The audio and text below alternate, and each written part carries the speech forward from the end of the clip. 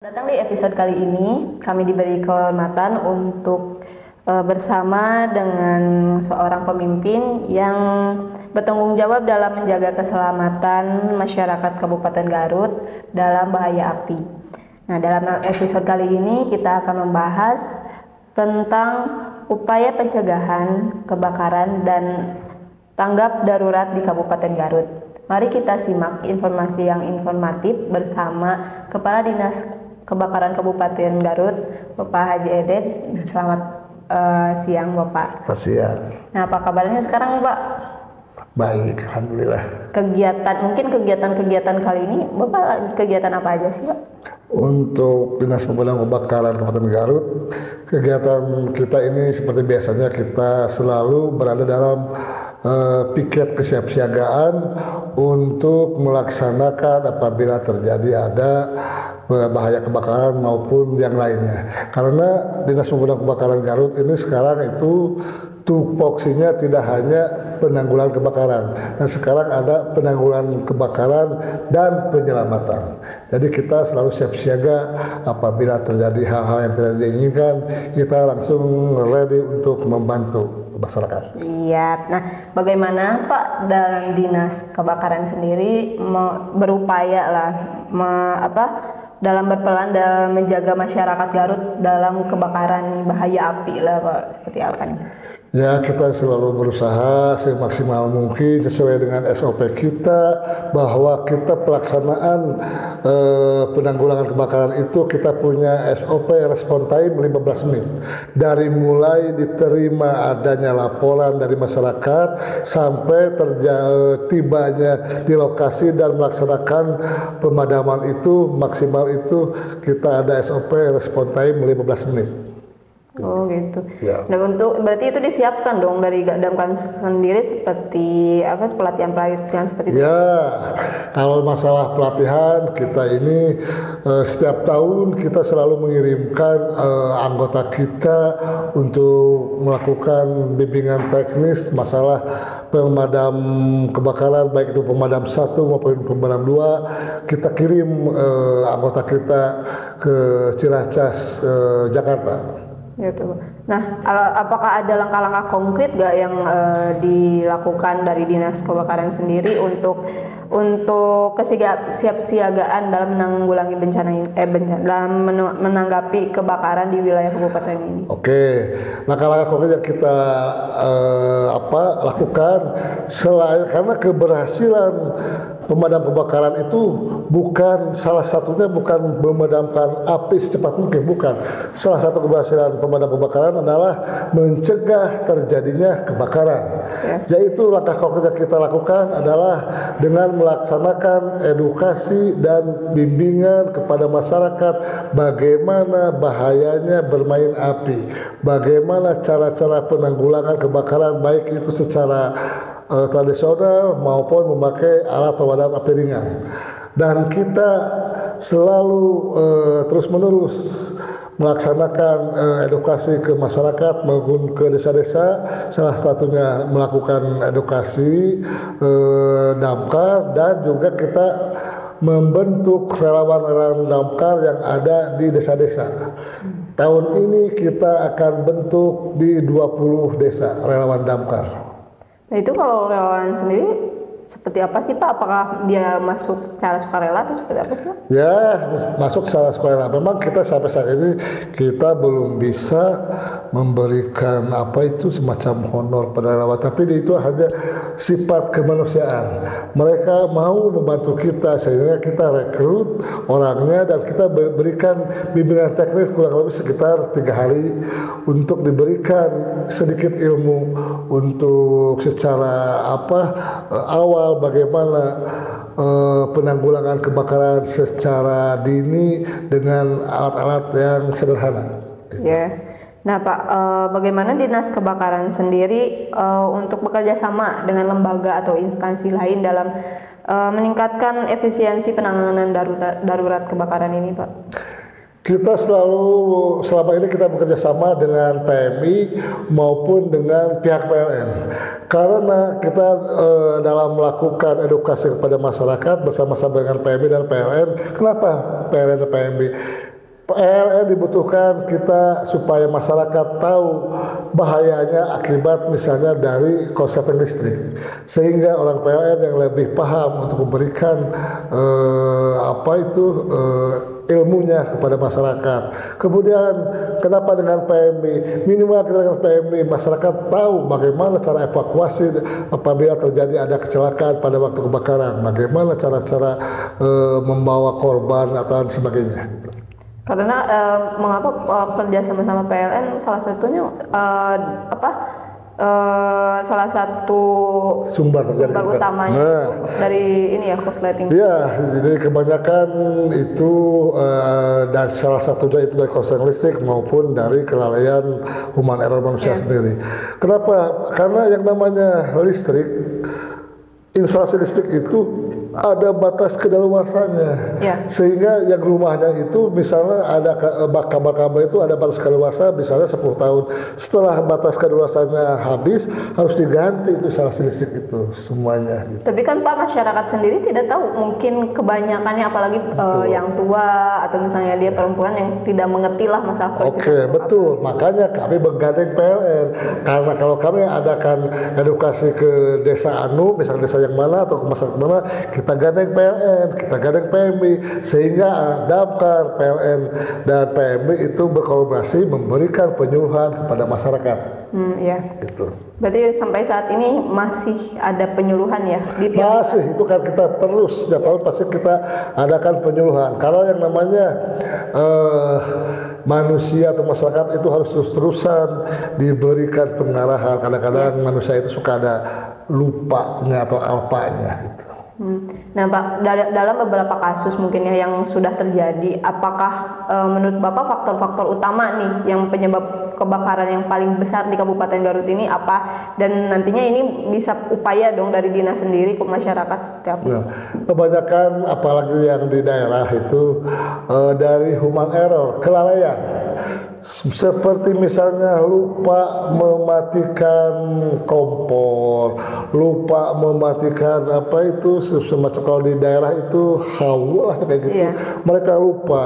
Barusan saja terjadi kebakaran di Gadasari di Bangkulayat, Cilau.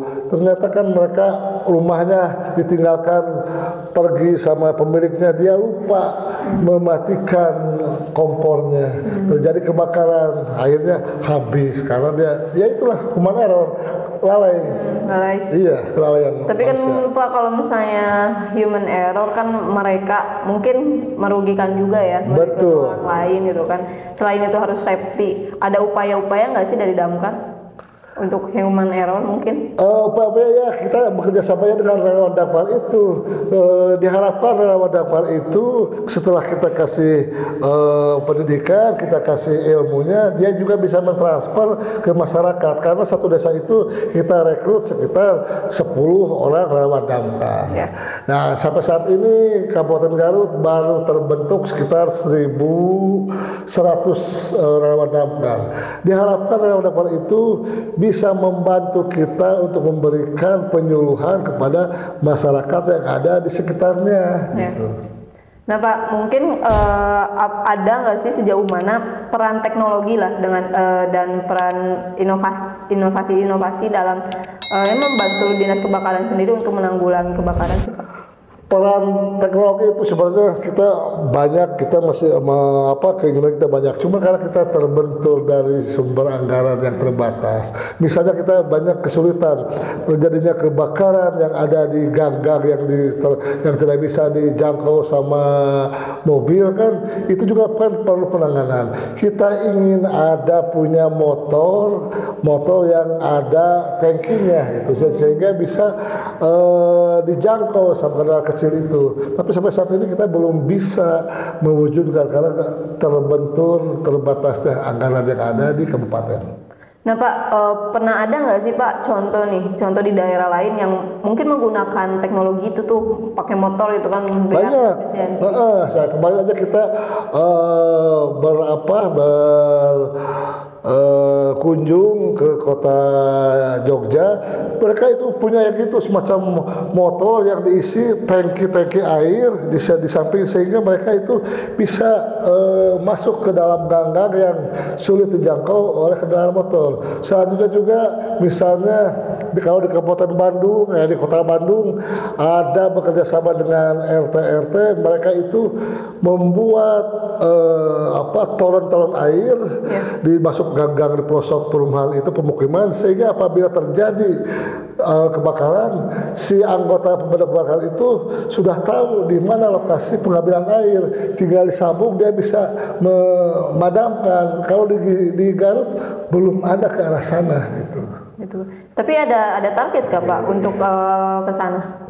Ada target, kita juga udah kita buatkan programnya. Insya Allah mudah-mudahan kita yang diajukan nanti ke pimpinan untuk melaksanakan inovasi kayak begitu bisa dilaksanakan di Kota Garut. Gitu. Nah Pak, saat ini kalau mobilnya sendiri nih, mobil kebakaran, pemadam kebakaran sendiri masih kekurangan nggak sih Pak? Sangat kekurangan. Terakhir sekarang kita karena dibentuk 3 pos yang baru di tahun ini, pos kota, pos Singajaya, dan pos Penggantikan. Kita 3 mobil yang kurang. Sebenarnya kita harus pakai mobil yang baru, tapi sehubungan sangat mahal. Mobil unit pancar itu satu mobilnya sekitar 1,8 miliar, sehingga dengan keterbatasan anggaran yang ada di Garut, ya kami berpikir mobil yang sudah tua yang ada di kita tinggal 3 yang keluaran 2002 ke 2001 dan tahun 1995 kita rekonstruksi kembali. Kita dengan biaya yang seminimal mungkin kita perbaiki sehingga mobil tua tersebut bisa berjalan kembali dengan bagus dan normal. Tadi yang lebih tua tuh dari tahun 95 paling tua. 95. Berarti sudah berapa tahun? Udah hampir 30 tahun lebih. Iya, 30 tahun lebih itu. Nah itu masih mumpuni nggak sih Pak untuk mungkin membantu dia? Mumpuni, alhamdulillah. Kita juga cek dengan vendornya dari Jakarta, apakah ini masih mungkin enggak. Ternyata hasil penilaian dari vendornya ini masih mumpuni dan hasilnya sekarang sudah bisa jadi udah bagus lagi dan bisa diandalkan kembali. Kira-kira Pak, untuk mobil-mobil tua tersebut kan mungkin ada berapa sih yang mungkin harus ada, dan kalau kita butuhkan yang sekitar dengan kondisi mako, kemudian 7 pos yang ada, 9 pos yang ada, kita butuh sekitar minimal itu 5 kendaraan unit pancar lagi. 5 lagi. Iya. Dan yang saya tahu Pak, kan mobil pemadam sendiri hibah ya dari Jepang. Ada yang hibah. Ke tahun 2017 kita dapat hibah sekitar 2 mobil unit pancar dan 1 ambulan dari Jepang. Kemarin tahun 2023 kita dapat 2 lagi. Itu mobil hibah itu memang kondisinya kalau di Jepang itu yang sekitar usia 6 tahun 7 tahun ke belakang itu sudah dihibahkan gitu.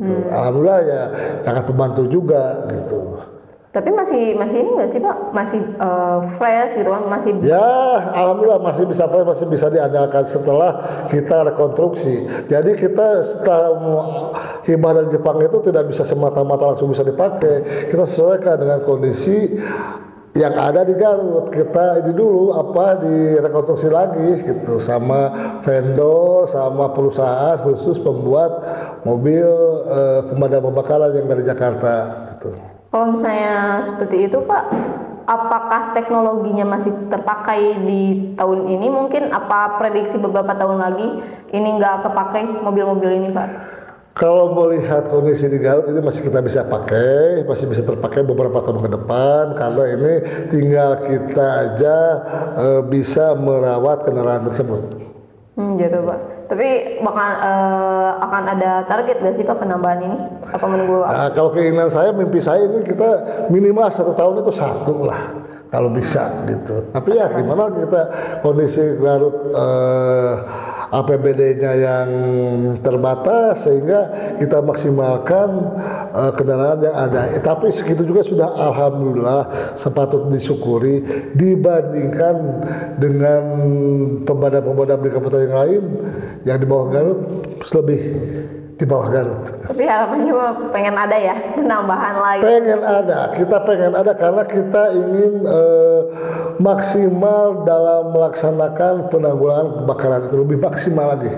Iya. Ya. Karena mungkin kan makonya juga banyak ya di Garut dan wilayahnya mungkin sangat luas ya. Sangat luas dengan 42 kecamatan, kita baru ada 9 pos dan 1 mako gitu.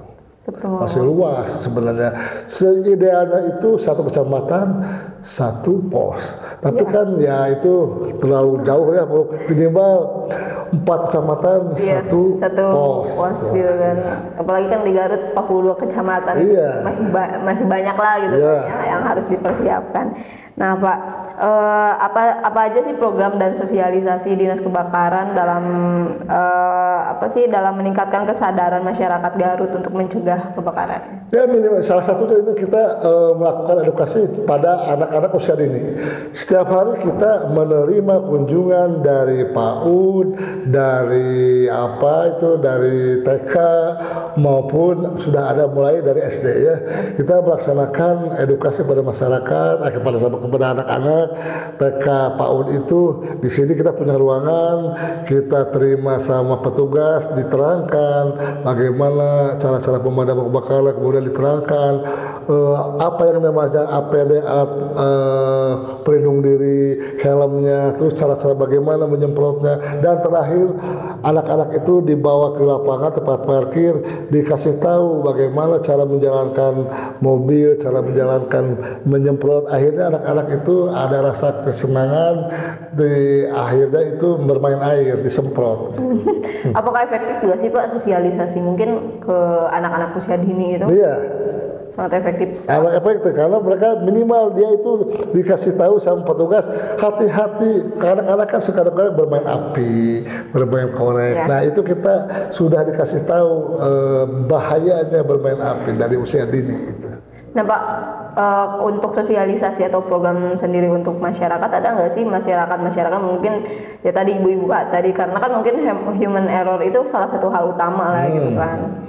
Banyak kita permintaan dari desa, permintaan dari perkantoran maupun dari perusahaan untuk melaksanakan sosialisasi maupun pelatihan di kantor-kantor yang bersangkutan. Kita penuhi selama tidak berbentrokan dengan program kita selalu penuhi gitu. Nah Pak, dalam situasi darurat kebakaran nih, apa yang seharusnya dilakukan oleh masyarakat sendiri dalam menanggulangi sebelum terjadinya kebakaran itu sih Pak? Ya salah satunya itu mereka itu bisa secara preventif, minimal kalau bisa di setiap rumah itu punya APAR, alat pemadam api ringan. Ya kalau kita harus beli sekitar 800 atau 700 ribu lah, lebih aman. Jadi kalau terjadi apa-apa itu mereka itu sudah bisa melaksanakan menanggulangi dengan APAR itu gitu. Diharapkan dia punya APAR. Kalau toh enggak punya APAR juga, dia sudah siapkan disimpan di mana itu yang namanya lap basah atau karung lah. Yang apabila terjadi sesuatu yang tidak diinginkan, dia sudah tahu di mana ngambilnya, di mana cara untuk memadamkannya gitu.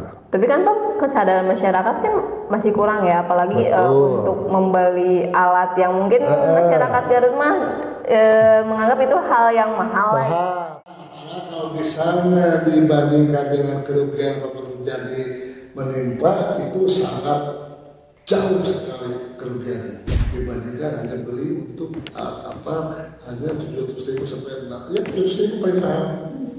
Paling itu kan Pak sangat dibutuhkan ya, apalagi kan di Garut sendiri banyak padat pemukiman untuk mengurangi hal itu.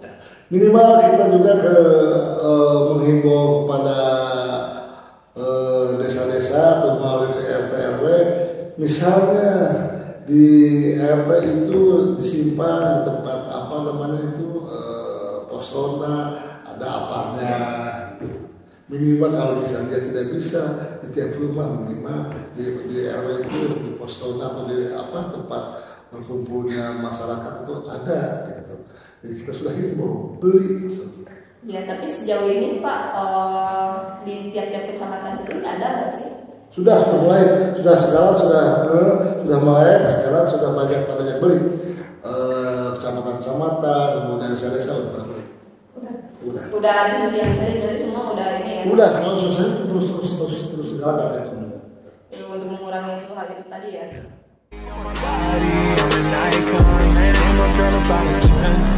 I should fuck her in the Benz.